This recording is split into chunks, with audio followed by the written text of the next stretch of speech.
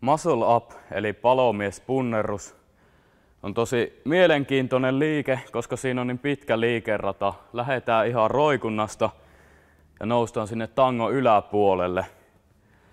Ja siinä kannattaa saada semmonen 10 leukaa tehtyä omalla painolla ja useampi dippipunnerus ennen kuin kannattaa lähteä treenaamaan sitä.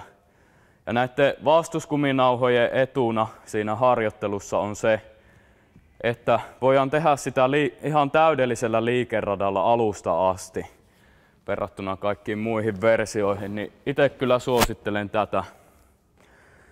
Ja sinne vaan samalla lailla kuin leuanvedossa kumpikin jalka lenkin sisälle. Sitten pieni heilunta auttaa siinä liikkeessä.